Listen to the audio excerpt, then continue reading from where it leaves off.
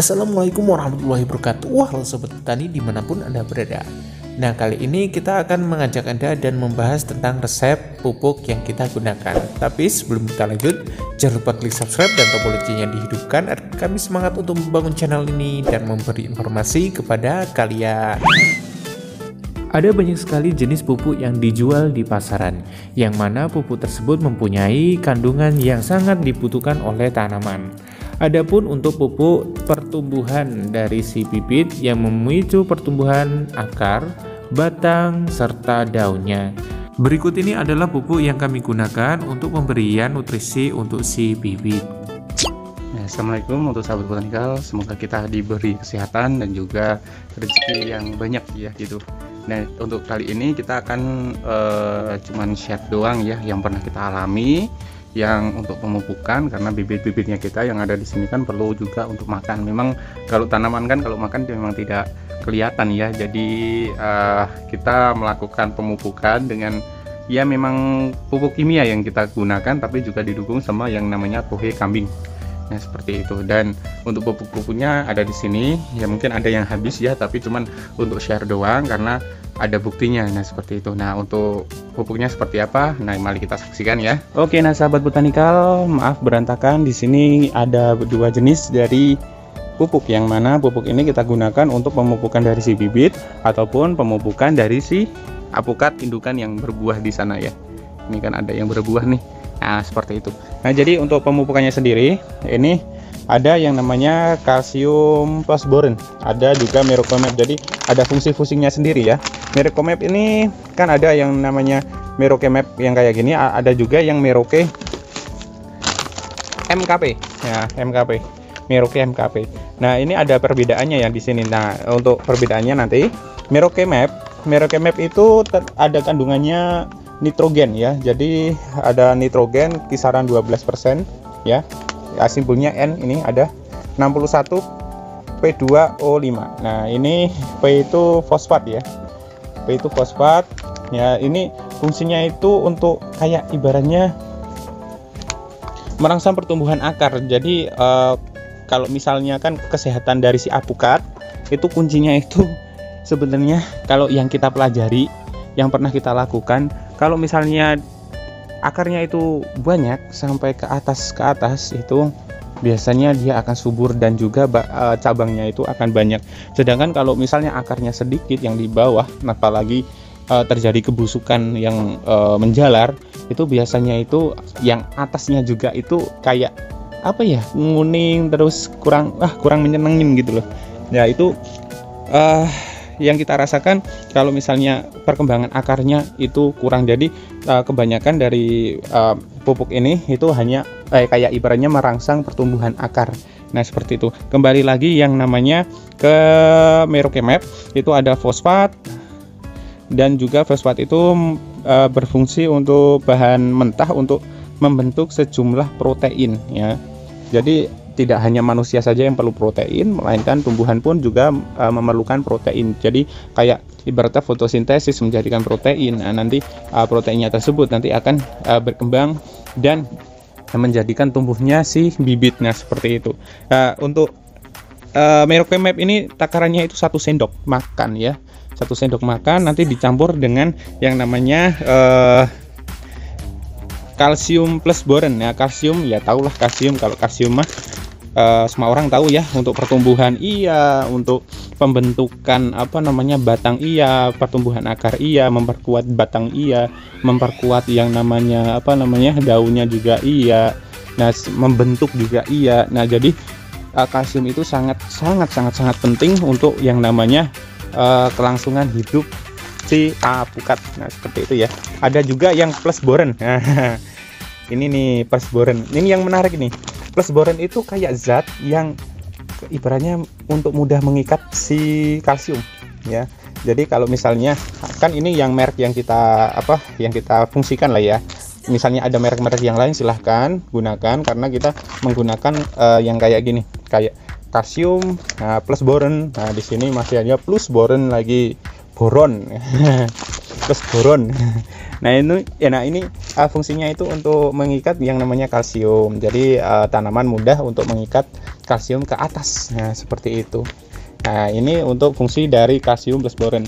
Nah kalau untuk yang Dilomit ada lagi. Dilomit mungkin sahabat botanikal ada yang tahu, ada yang belum tahu ya.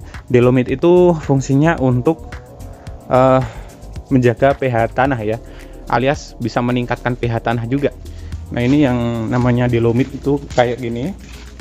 Maaf ini yang dibuka ya kayak kapur lah ya, kapur pupuk.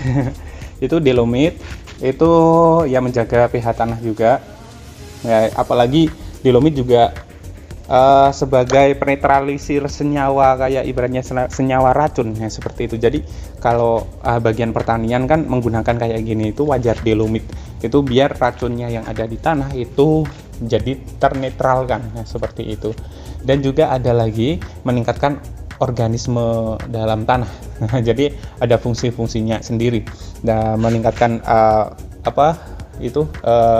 mikroorganisme dalam tanah itu juga berpengaruh penting terhadap yang namanya pertumbuhan dari si bibit. Nah seperti itu.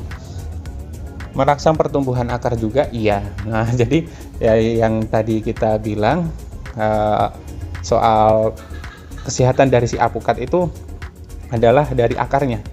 Nah jadi akarnya bagus, pastilah pertumbuhannya bagus. Nah seperti itu. Karena memang kunci utamanya itu akar, karena akar saja itu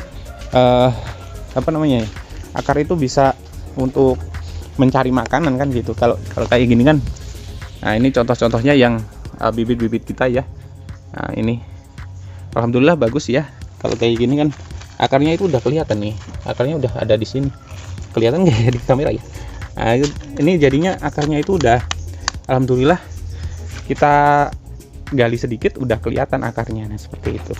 Nah terus ada lagi, oh iya ada lagi NPK 1616. Nah NPK 1616 ini kayaknya nggak perlu saya terangkan, pasti sahabat botanikal sudah tahu semua. Nah, ada lagi nih sahabat botanikal yang perlu kita tahu, ada SP36 ya. SP36 ini juga untuk menyediakan unsur hara ya.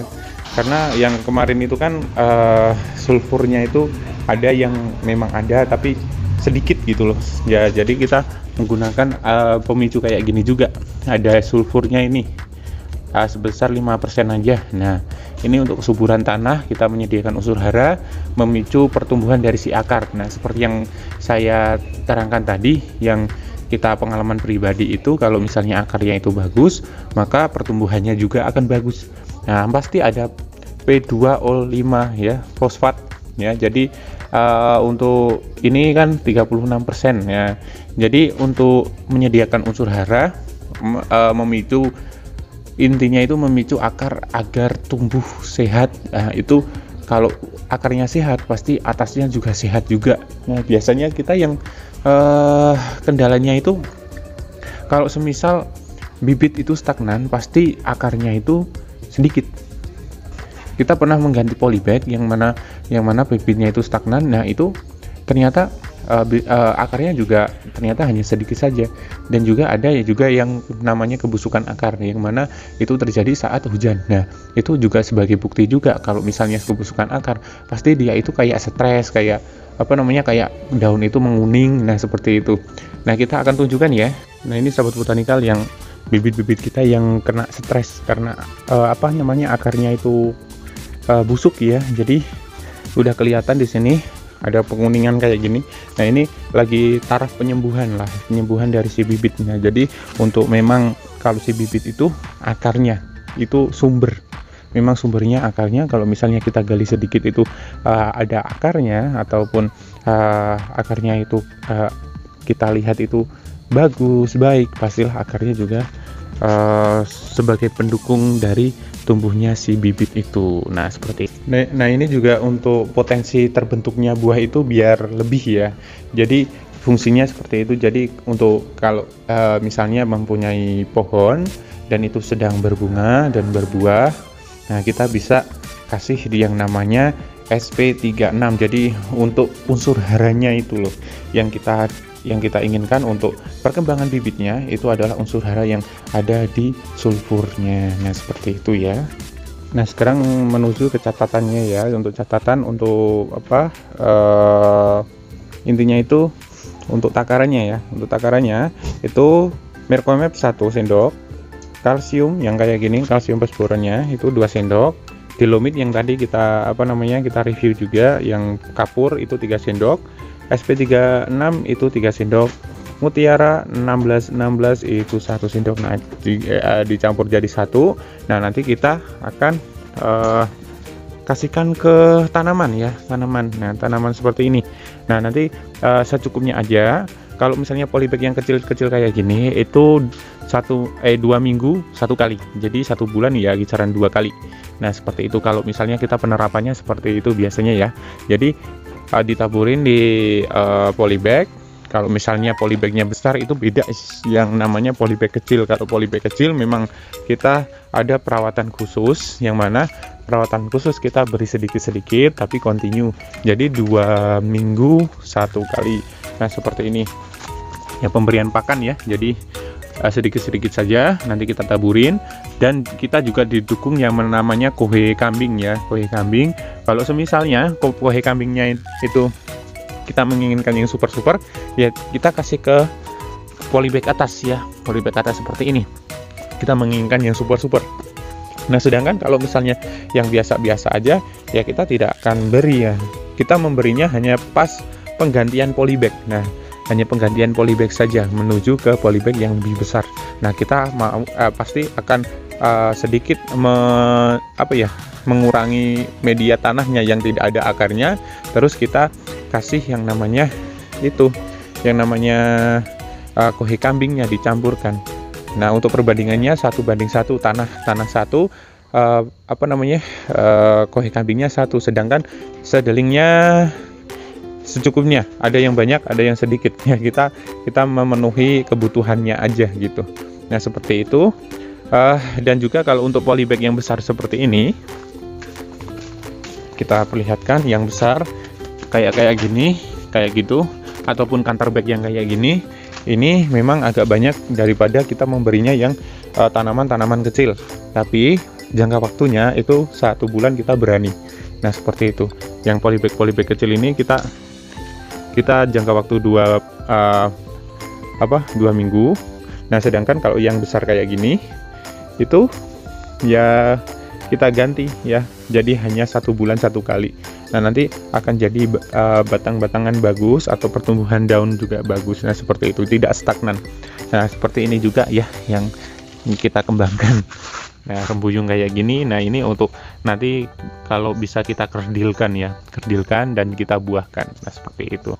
Oh ya, maaf, ini kita tidak praktekkan untuk pencampurannya karena memang tangannya itu menggunakan HP, dan juga kalau nerangin kayak gini itu kayaknya sulit untuk intinya mencampur dari si pupuk ini. Jadi yang jelas untuk untuk resepnya itu kayak gitulah yang kita lakukan, yang kita terapkan itu seperti itu. Jadi ada takaran-takarannya sendiri-sendiri biar semuanya itu merata, dan kita itu mendukung dari pertumbuhan dari si akar, si batangnya, si cabangnya atau daunnya juga iya. Nah, seperti itu. Jadi sumbernya dari akar dulu.